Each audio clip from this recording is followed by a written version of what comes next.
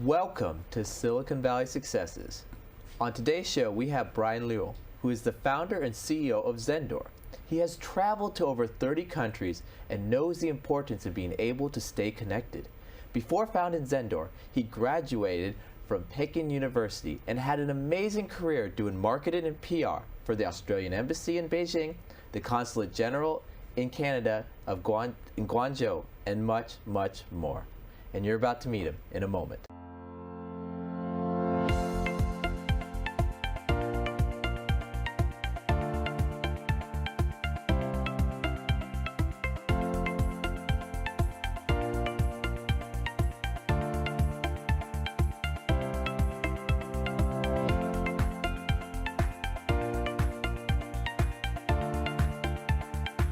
Bryan, welcome to Silicon Valley Successes. Thanks for having me.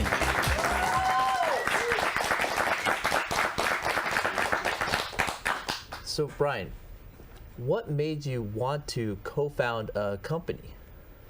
Well, it was actually the root goes way back to 2003 when I was an exchange student here at Menlo College. I was sponsored by David Pacalusa Foundation, and I'm lucky enough to spend half a year here in the Bay Area.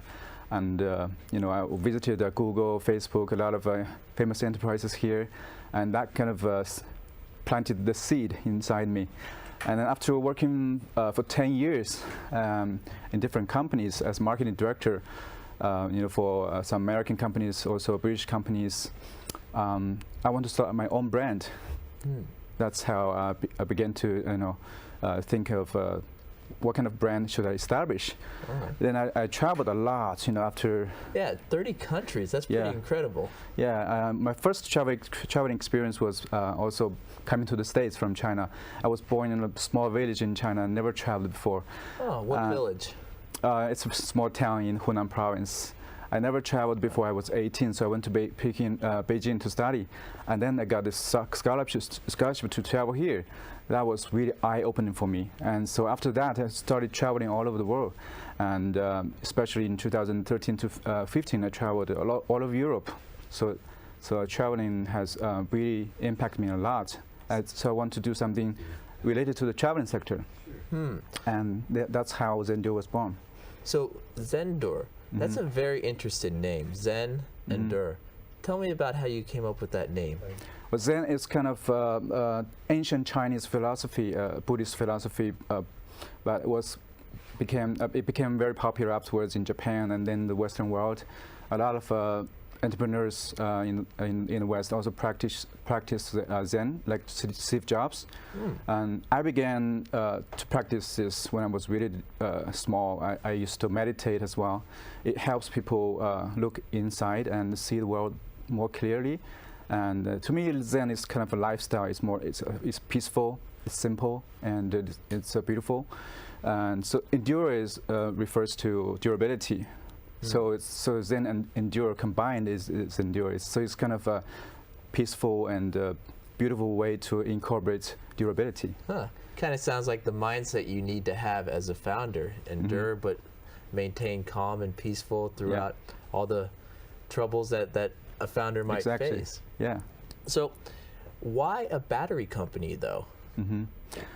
Yeah, that's an interesting question, because back in 2013, there were not so many choices for high-end battery.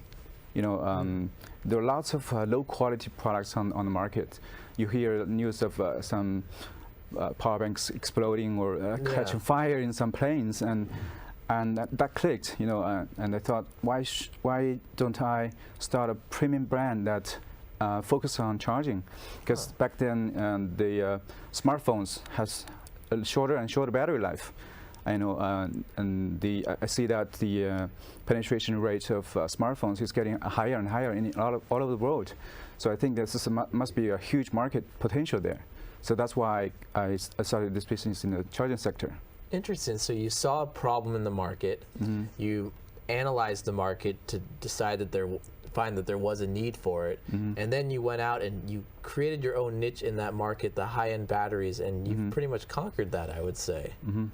So how do you stay ahead? How do you stay so innovative amongst the competitors out there? Because when I was doing some research in your company, you came out with the first 5-port charger. You now have a product of the A8 Pro, is that correct? Super tank, we name it. Oh, nice. Tell me about how you stay ahead of the competition. I think to me, innovation is really one of the main differentiation between us and the other brands. And I think innovation starts with my personal experience. I myself is a experienced traveler all over the world. So I myself encountered those issues during travel. So most of the innovation actually come from my personal experience. For example, the 5-port power bank you mentioned, it's because myself have a lot of gadgets to charge when I travel, like iPads, Apple Watch, and iPhones, and there's just so many different devices to charge. And on market, however, only power banks mostly have 1 or 2 ports, and I can charge only two devices at the same time. So I think why not create a product that can charge multiple devices, like 5 devices at the same time, so that it solves the problem of the whole family when you travel, And also we have another product called Passport, which is auto resetting fuse. That also came from my personal experience, because when I was traveling in all over Europe, I noticed there's so many different sockets in different countries. You got the European style, the British plugs, and also there are the Swiss plugs, etc. And it was a pain to charge when you travel, and you find that your plugs won't fit into the sockets on the wall. But on the market, there are a lot of different low quality travel adapters that often break because of the fuse. It's a one-time use only. So I think why can't we just create something that's ultimately better? So we came up with this idea to create the world's first travel adapter with auto resetting fuse that can reset 10,000 times. Wow! So that you don't need to ever worry about a broken fuse again. So I think that's how we innovate. I mean, that's pretty incredible how you've created the high-end niche for the traveler, and how you came in there when there wasn't anyone else filling that spot. So let's go back a little bit more of when you started the company. So most startups or early stage company will seek angel funding or seek, a traditional kind of investment route. But you went different. You did crowdfunding. Could you tell me about the decision to go about doing crowdfunding? And you've had you're on your 6th now, crowdfunding campaign. Talk me through that first one, and then let's go into the ones that went past, the succeeding ones. Yeah, it's a very interesting question, because I myself was a Kickstarter backer back in 2009. Really? Yeah, I backed several very cool products, and I Did you ever get those products? I did, yeah, luckily. But I really love this idea of crowdfunding, and because of my personal experience, but also the economics behind it. I think crowdfunding is really one of the best ways to get funding. I think the most beneficial factor of crowdfunding is that it not only provide capital for your first product, your molding and tooling and your software development, etc. But more importantly, it provides free market research. Interesting. It's a way for you to test your product, whether it works or not. If you don't get backers there, it means that the product is not popular. It's not proven by the market. This kind of angel investors or VC cannot provide this kind of insight. They can give you money, but they don't know what the products, whether it would be popular or not on the market. So are you saying the reason you first chose crowdfunding wasn't so much for the money, it was to test the market for your product? Yes, basically that's what we think. That's free, as I mentioned, it's free market research, but also more importantly, it creates a kind of loyal fans group. We have 2,000 backers in our first Kickstarter project. How did you get those first 2,000? It's a long process. We did a lot of preparation, and we shot the video, and then we designed the page ourselves, and then we launched on Kickstarter. The video was about because the It's called the A series power banks, which is Okay. the first product. It's so durable that you can run over with a car. I did see that video. Yeah. While he's looking at his phone, it's still charged, and the car's running over. You're like, oh, Yeah, no. that's why the video became viral, and a lot of people just shared with their friends, and so this is amazing. And then that's how it got popular. Yeah, on Kickstarter. Now, I mean, this is way past them, but you can tell me the secret. Was that battery real in the video? Well, Yes, it was. of course. Wow. Yeah. Okay, but what about the crowdfunding campaign since then? I mean, you've continued to use crowdfunding. Why not, now that you know the product fits the market, why not seek angel or VC or other type of capital? Well, we just got into crowdfunding, and we just accumulated more and more fans there. And one of the best campaigns we had had about 6,000 backers. Wow. And just we accumulate more and more fans on Kickstarter, and people there just continue to ask for more projects there. So they're telling you what they want now. Yeah, exactly. So they're doing. Not only are they backing you, and originally you're doing the market outreach to find out. Now they're telling you what to develop next. Yeah. So you have your own outsourced R&D team, more or less. The kind of a more market feedback. Okay. Like the 5-port power bank you mentioned. During the campaign for that product, it's called X6. Actually, a lot of people ask, it was 45 watt charge, about 3 hours to recharge. So people began to ask, can you produce something that's even better, more faster? That's how we came into this idea of the super tank, which is we're currently raising fund for. The super tank has a huge capacity that can power your phone for a week. Wow. But it can recharge in 1 hour. This is the result of the request of the backers there, because they want something faster and faster. They're the early adopters. They are really the guys that know the technology, and they want something better and better. Yeah. So at this point, for your crowdfunding campaigns, how much did you raise the first campaign? How much did you raise the last? Could I ask? The first one we raised about $200,000. Wow. In months. But this one we already raised $400,000 in 3 weeks. That's incredible. Yeah. So in the future, will you continue to do crowdfunding, or do you think you'll ever go a traditional route? I think because of the current status of the company, we have grown from like several people to like about 40 people worldwide, and I think the company is now ready for maybe future investment.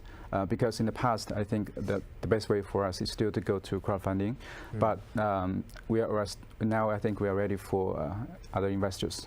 And then let's go back, if you can tell us more detail about crowdfunding campaigns. What do they cost? How does someone actually prepare to do one? What tips and tricks from all your experience would you give someone out there that has never done a campaign but is thinking about possibly doing it? Well, actually, every Kickstarter project is different. Before you even starting the project, the first question you should ask is my product really great? The success rate on Kickstarter is about 36%. That's it. Yes, which means still 64% of the projects fail. So you should be prepared that not every product is suitable for Kickstarter. The first question is so you need to ask whether it's a great product, and secondly, you do have a good team to execute, because a lot of Kickstarter projects fail after they got successful there. A lot of them fail to deliver, and that's can create a lot of negative results. So let's pause right there. And if you're looking for more information on knowledge here in Silicon Valley, the experience from all the entrepreneurs, from the mentors, from this whole ecosystem, please visit our website, siliconvalleysuccesses.com. Check us out on Facebook and LinkedIn. Now let's get back to Bryan. Bryan, so if you run a campaign and you don't deliver the product, what happens then? Well, Kickstarter has this kind of special rules. When you register as a Kickstarter backer, you are warned that the risk, you have to bear the risk yourself. So all the backers, they can have this kind of mindset that every project could fail. So after, if it fails, then it fails. There's no consequences for the project creators. But I'm guessing they couldn't then go on and do another campaign. Everyone says, okay, these people can't deliver. Let's not back them. Yeah, you have to maintain your reputation. If you keep doing that, then nobody will back you. For us, we are lucky enough that we have successfully delivered all of our previous 5 campaigns. So that's why we're doing so well on our 6th one. And then to prep for your campaign, the video, what tips and tricks do you have for that? And getting the emails out there and building up that campaign. I mean, what advice do you have? I think the most important thing is to prepare. How far in advance should they prepare? Well, the further the better. We start from day one when we create this idea of this product, usually 6 to 8 months before. Wow. Yeah. So when we start to think about this product, we do a lot of testing.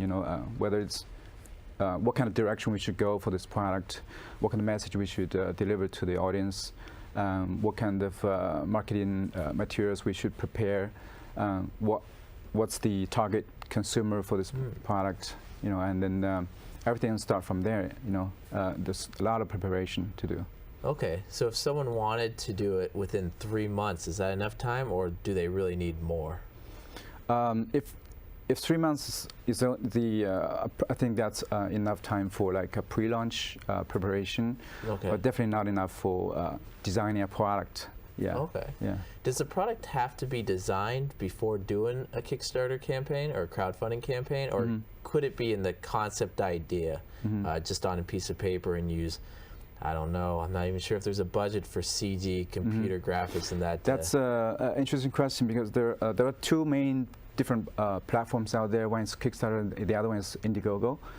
Actually, Indiegogo is more flexible in terms of the stage of the product you have right now.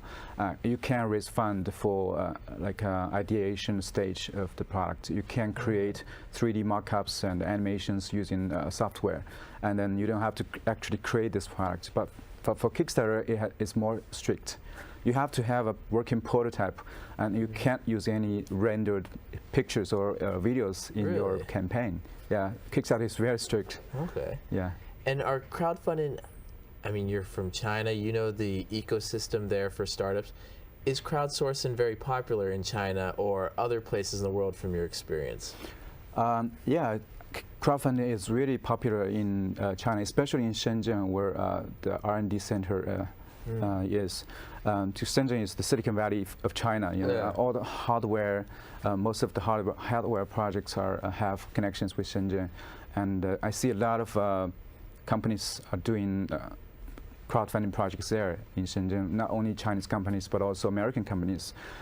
Although any companies, a lot of companies from different parts of the world, they go to Shenzhen and source parts and create mock-ups there, and then shot video there, and then launch on Kickstarter. Really? Shoot the video there. Yeah. What are some of the advantages of having a cross-border team, having a team here in the U.S. and a team in China? And what are some of the difficulties as well? I think the main advantage for us to have a team in the Silicon Valley is that we are really close to the audience and the customers here, and so we can create customized marketing strategies for the local people here. This is our biggest market, and that's why we have a team here to do that.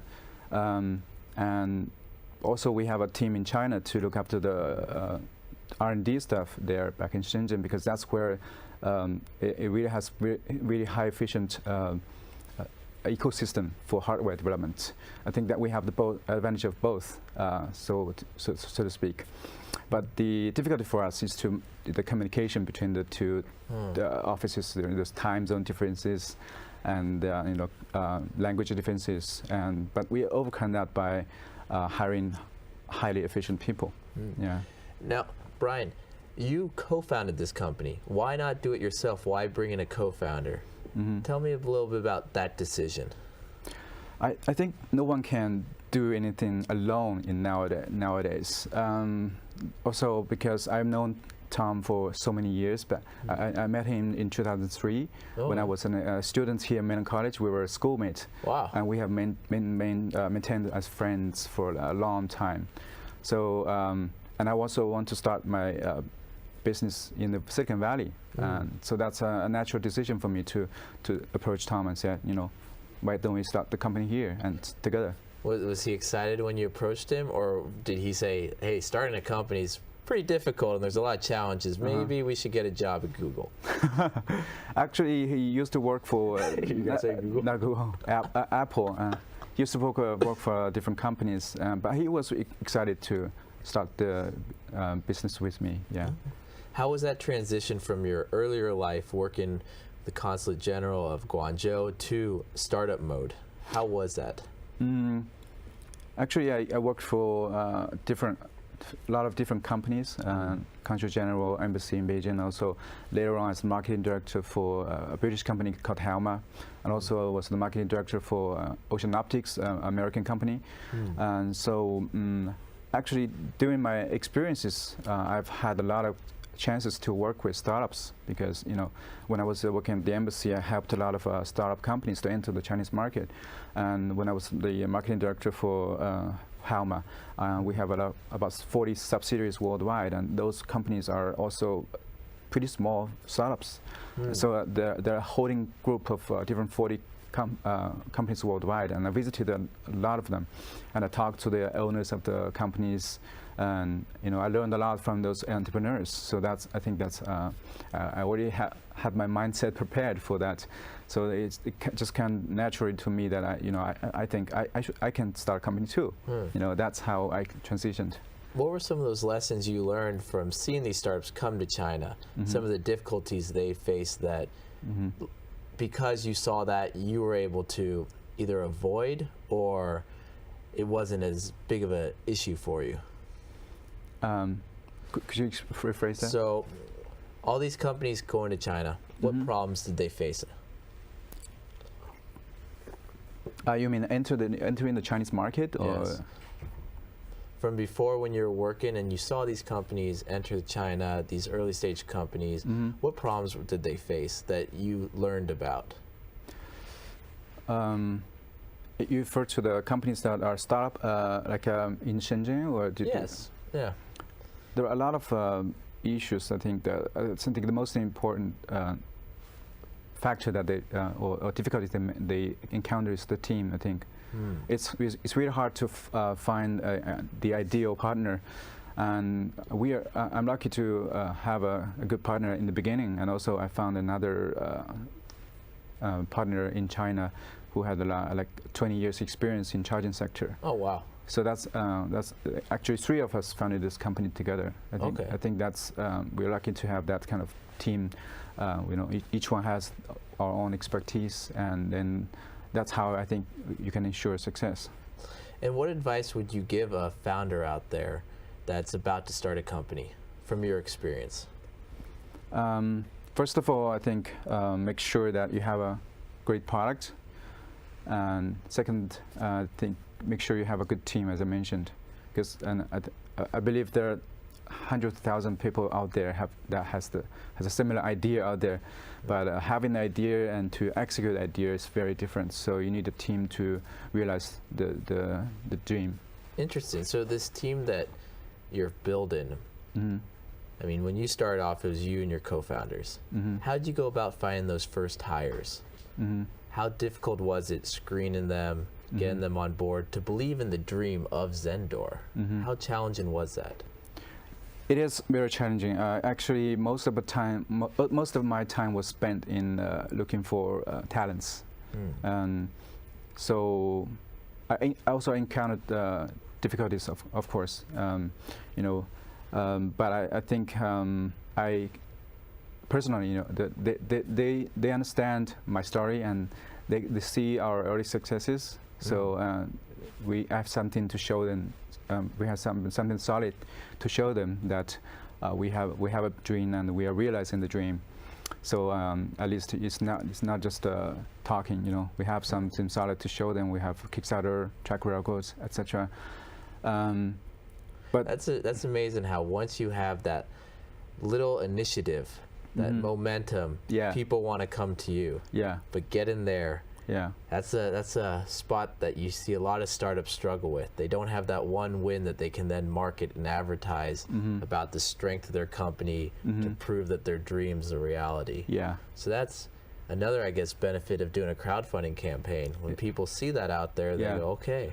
Definitely, it helps in a lot of many different dimensions, not only hiring but also in terms of sales, distribution.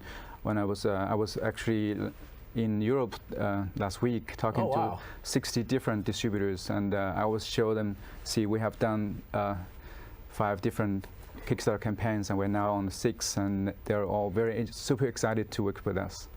Very great. So, what is the next year or two? What does the future look like for Zendure? We're expanding in terms of geographic region coverage. We were in the U.S. and we're selling on Amazon throughout the world, in U.S., in Europe, and in China, in Taobao and JD.com. But we're also selling a lot of brick and mortar stores at the moment. We're also talking to huge distribution companies in Europe, in Australia. So in the next several years, you'll see a lot more Zendure products, not only online but also in brick and mortar stores. Wow. So Bryan, we've talked about quite a number of things today. We've talked about all the different crowdfunding campaigns you've done, how getting that first one, that momentum can really help recruit amazing talent for the company. The value of finding the right co-founder and the right team to begin with. How having a team in Shenzhen or China and the US, the benefits of that, and also the struggles with the time difference and the communication. We've talked about many things. Is there anything else you'd like to add? And also, please mention to the audience how they can contact you or learn more about Zendure. Great. It was really a pleasure talking to you today, and we exchanged a lot of different ideas. And I think if there's any, I would like to re-emphasize one thing, is that having a great team is really super important for a startup.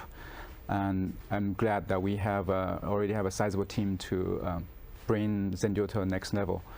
And so, and what's the best way for them to find out more information about Zendure? They can go to zendure.com and learn about our products and services. We're also on Facebook and Twitter. Bryan, thank you for your time here today on Silicon Valley Successes. We look forward to bringing you more amazing episodes in the future. Take care. Thank you. Thank you. Really? Thank you from all of us at Silicon Valley Successes. We hope you found the information presented today useful in your path to success. For further information on accessing the resources in Silicon Valley, you may visit us on the web at siliconvalleysuccesses.com, on Facebook and YouTube. Thank you. And remember, we want to help you in your journey to become the next success.